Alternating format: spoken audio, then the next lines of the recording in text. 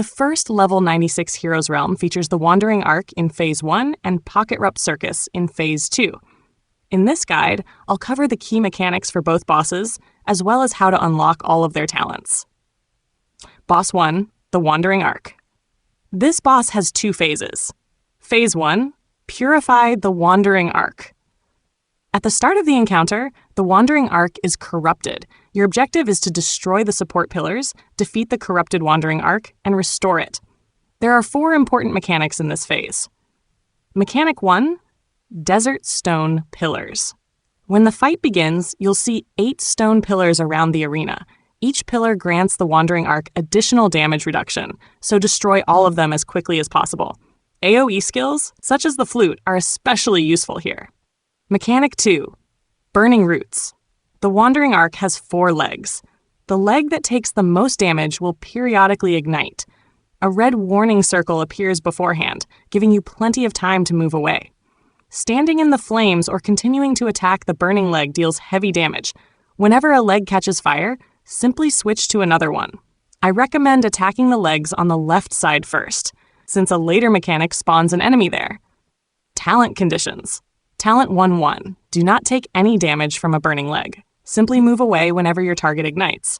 Talent 1-3. No more than 2 players can take damage from a burning leg. This talent cannot be completed in Smart Assist mode. Just make sure everyone moves away whenever a leg catches fire.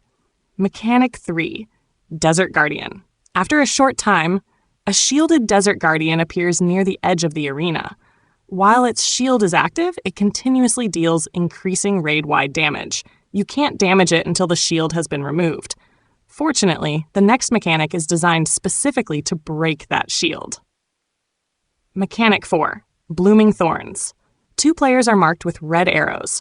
When the cast finishes, thorn vines begin growing behind them. Your goal is to create a trail of vines connecting the burning area to the Desert Guardian. Here's how to do it. 1 marked player should stand inside the burning area created by the Wandering Ark's leg. This ignites the thorn vines. Immediately run toward the Desert Guardian when the cast bar is full. The burning vines transfer the fire to the Guardian, destroying its shield. The other marked player can start beside the Desert Guardian, then run toward the burning area. If the 2 players are too far apart, they can meet in the middle to connect the vines.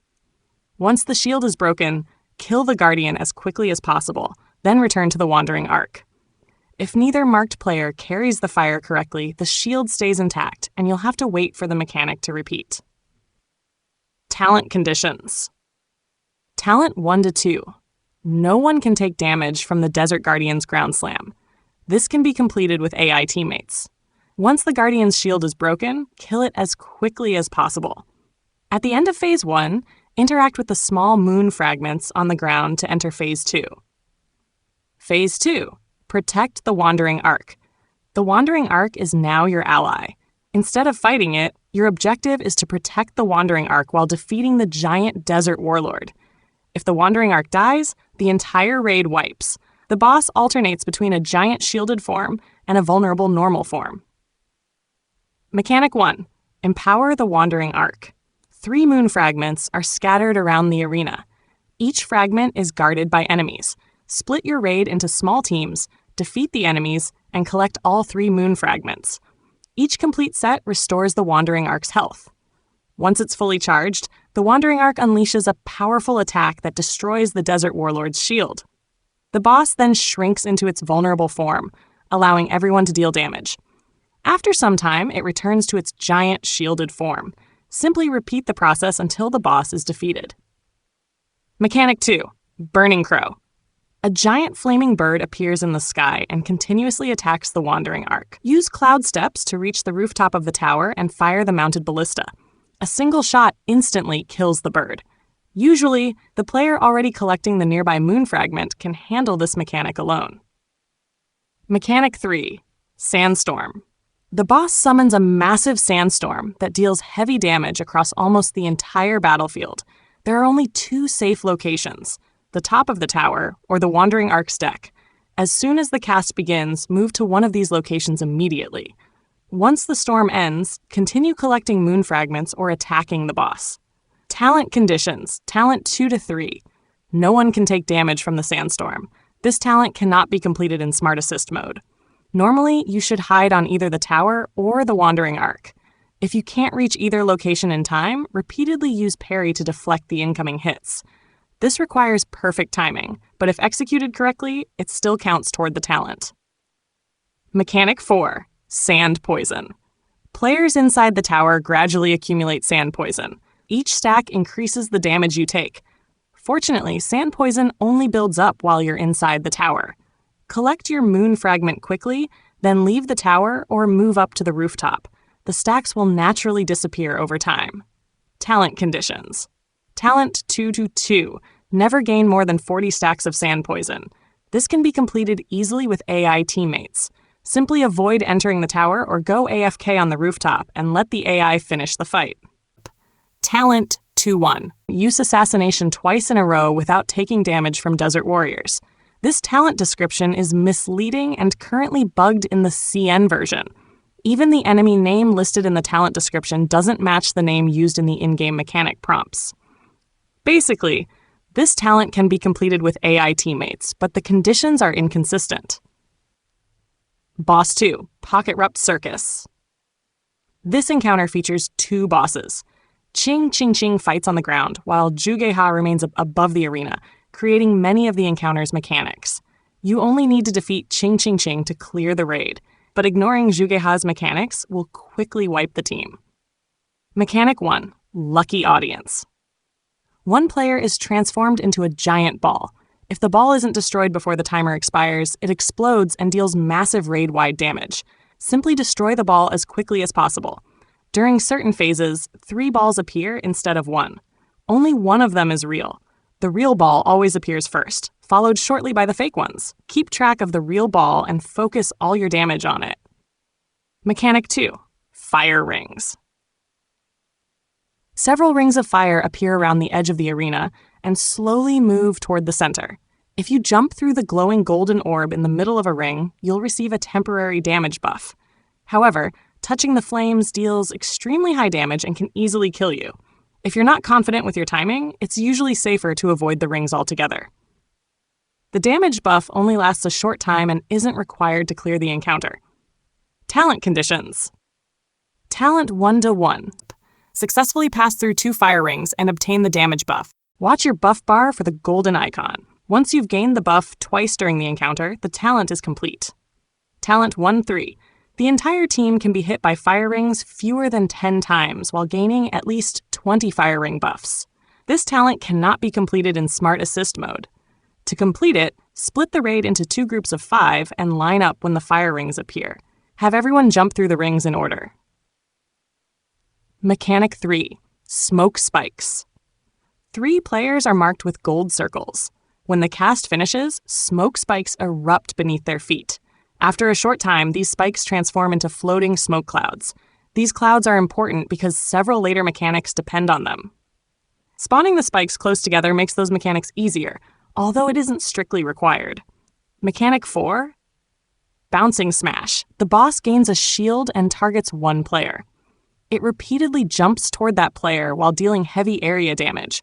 If you're targeted, lure the boss directly onto one of the smoke spikes. When the boss lands on the spike, its shield loses a large amount of durability. The spike immediately transforms into a floating smoke cloud. Repeat this until the shield breaks. Once the shield is destroyed, the boss becomes vulnerable, giving your team a great damage window. Talent conditions. Talent 2-2. Successfully lure the boss onto the smoke spikes to interrupt Bouncing Smash. If you're the targeted player, simply stand on a smoke spike before the boss lands.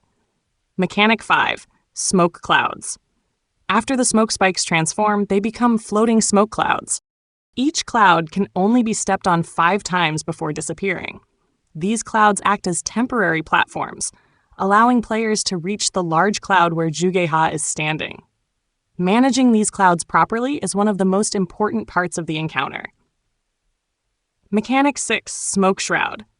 Throughout the fight, Jugeha continuously applies stacks of Smoke Shroud to every player.